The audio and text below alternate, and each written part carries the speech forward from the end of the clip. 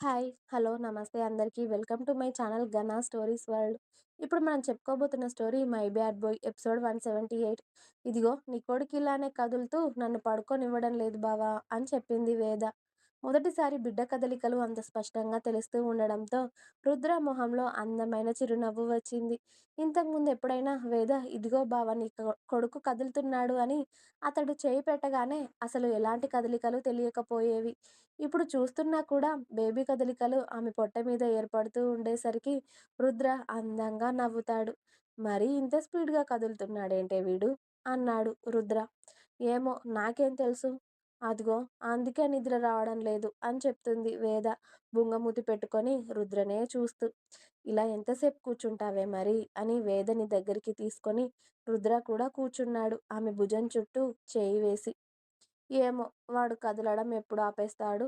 వాడు అలా కదులుతూ ఉంటే నిద్ర ఎలా పడుతుంది? అయినా అసలు సరిగ్గా నిద్ర పట్టడం లేదు ఈ మధ్యలో. ఇలా ఎటు సైడ్ తిరిగి పడుకున్నా కూడా నిద్ర రావడం లేదు. హెవీగా అనిపిస్తుంది అని వేద చెప్తూ ఉంటే, ఇంకొక్క 2 మంత్స్ అంతే కదా! అయిపోతుంది. ఏం కాదు. పోనీ ఏదైనా తింటావా? తీసుకురానా? అని అడిగాడు రుద్ర. నాకేం వద్దు. తినాలని లేదు అని చెప్తుంది వేద. ఇలానే కూర్చుంటావా మరి మార్నింగ్ వరకు? ఇలా కూర్చుంటే నిద్రొస్తుంది కానీ పడుకుంటే ఏమో వీడు కదులుతున్నాడు. నాకేమో ఇటు సైడ్‌కి పడుకోవడం రావడం లేదు మరి. ఏం చేయాలి నేను? అని ఏడుపు గొంతుతో అంటుంటే, పద మరి కాసేపలా వాకింగ్ చేద్దువు గాని అన్నాడు రుద్ర. అబ్బా! నాకేం చేయాలని లేదు. కాసేపు ఇలాగే ఉండు అని వేద రుద్ర భుజంపై తల వాల్చి కాసేపు కూర్చుంది. కానీ ఆమెకు అలా కూడా ఉండాలి అనిపించక లేచి ఒకసారి వాష్‌రూమ్‌కి వెళ్ళొచ్చి కాస్త పాలైనా తాగి పడుకుంటాను. కాఫీ ఎలాగో వీళ్ళివ్వరు కదా అని బావ పాలు తాగుతాను అని చెప్పింది. వస్తావా కిందికి? నేను తీసుకురానా వెళ్ళి? అని అడిగాడు రుద్ర. పద నేను కూడా వస్తాను. ఎలాగో నిద్ర రావట్లేదు కదా అని ఇద్దరు కిందికి వెళ్ళి హాల్‌లో లైట్స్ అన్నీ ఆన్ చేసి వేదని జాగ్రత్తగా సోఫాలో కూర్చోబెట్టి తను కాళ్ళు పెట్టుకోవడానికి వీలుగా టేబుల్‌ని ఆమె దగ్గరికి జరిపి రుద్ర స్వయంగా కిచెన్‌లోకి వెళ్ళి ఆమె కోసం పాలు వేడి చేస్తూ ఉంటాడు. ఇక రుద్ర పాలు తీసుకొచ్చి ఇవ్వగానే కొంచెం కొంచెంగా తాగుతూ సోఫాలో వెనక్కి ఒరిగి కళ్ళు మూసుకుంటుంది. ఓయ్! ఇక్కడే నిద్రపోతావా? అని అడిగాడు రుద్ర. కాసేపు కూర్చుందాం బావా ఇక్కడే అని చెప్పి వేద అలాగే రిలాక్సింగ్‌గా కూర్చొని రుద్ర వేద చేతి వేళ్ళు లాగుతూ ఉంటే మెల్లిగా నిద్రలోకి జారుకుంటూ ఉంటుంది. అప్పుడే మీనాక్షి, సుధా గారు బయటకి వచ్చారు. ఉదయం 4 అవుతూ ఉంటాయి. సుధా, మీనాక్షి గారు కంగారుగా చూశారు రుద్ర, వేదని అంత ఉదయాన్నే ఇక్కడెందుకు కూర్చున్నారు అని చెప్పి. నాన్నా ఏమైందిరా? అది బానే ఉందా వేద? ఈ టైంలో ఏంటి మీరిక్కడేంటి? అని అడిగారు మీనాక్షి గారు.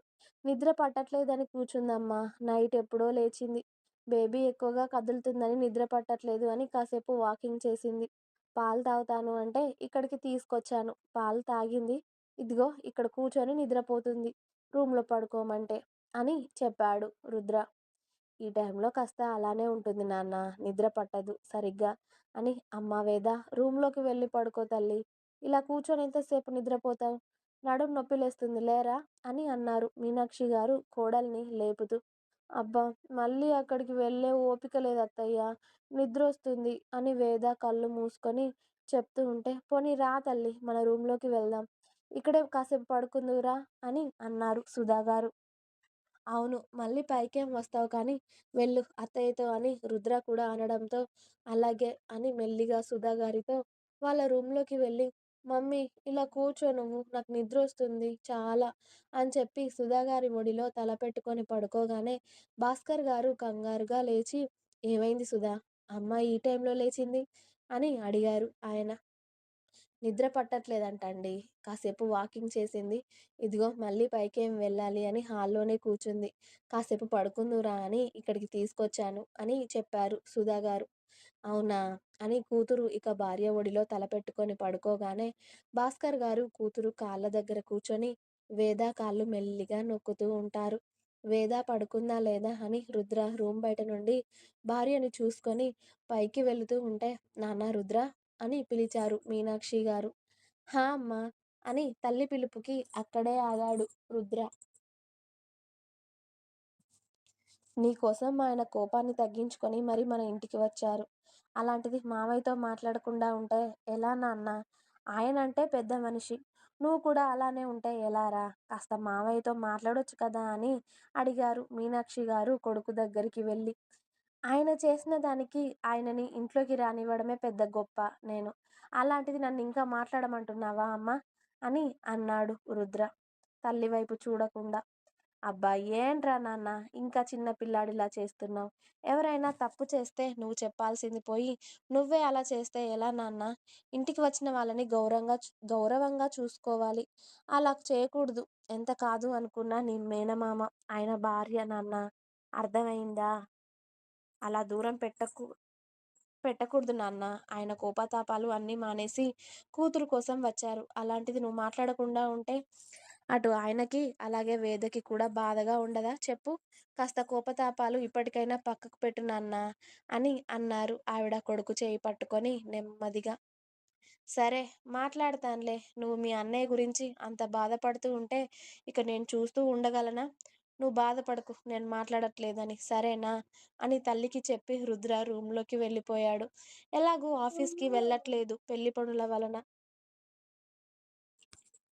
ఇక నైట్ నుండి నిద్ర లేకపోవడంతో కాసేపు నిద్రపోయాడు రుద్ర. భాస్కర్ గారు కూతురు కాళ్ళు నొక్కుతూ ఉంటే కూతురు మీద ఇంత ప్రేమ పెట్టుకొని ఇన్ని రోజులు దానికి ఎలా దూరంగా ఉన్నారండి అని అడిగారు సుధా గారు.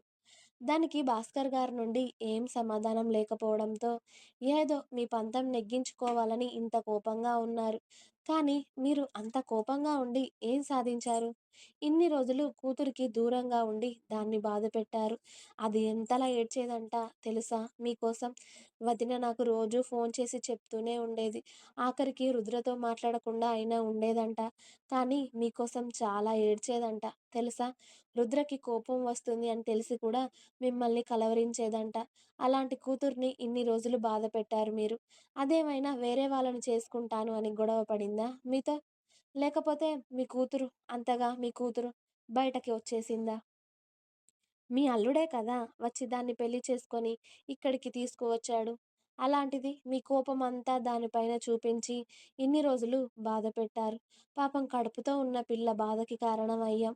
మనం కడుపుతో ఉన్న పిల్లకి అమ్మా, నాన్న దగ్గర ఉండాలి అని, వాళ్ళ పుట్టింటికి వెళ్ళాలి అని చాలా ఆశగా ఉంటుంది. కానీ మన కూతురికి మనం దాన్ని ఆశలేవీ నెరవేర్చలేకపోయాం కదండీ! అని సుధా గారు కన్నీళ్లు పెట్టుకుంటూ ఉంటే భాస్కర్ గారికి కూడా చాలా బాధగా అనిపిస్తూ ఉంటుంది. వీళ్ళ మాటలన్నీ అప్పుడే వచ్చిన మీనాక్షి గారు విని, "వదినా, నువ్వలా బాధపడితే ఎలా చెప్పు? ఇవన్నీ అది వినింది అనుకోండి, మళ్ళీ బాధపడుతుంది. ఇప్పటికైనా అందరం కలిసాం. అదే సంతోషం. కనీసం దాని డెలివరీ వరకైనా మీరు వస్తారో రారో అనుకొని చాలా భయపడింది. కానీ మీరు వచ్చారు. దానికి ఇప్పుడు అదే చాలా సంతోషం. అంతేకానీ మీరిలా జరిగిన వాటి కోసం బాధపడకండి వదిన. సరేనా?" అని చెప్పారు మీనాక్షి గారు. ఇంత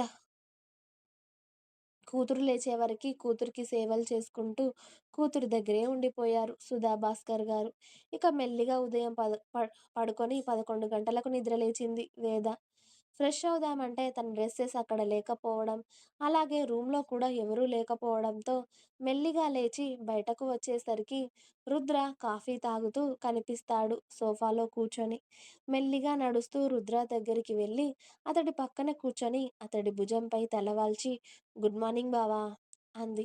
ఇంకా ఉంది. మీకు నా స్టోరీస్ నచ్చినట్టయితే ప్లీజ్ లైక్ చేయండి, షేర్ చేయండి. అలాగే ఛానల్‌ని తప్పకుండా కొత్త వాళ్ళందరూ సబ్స్క్రైబ్ చేయండి. Please subscribe my channel 'Ghana stories world'. Thanks for watching my video. By by. Please like, share and subscribe.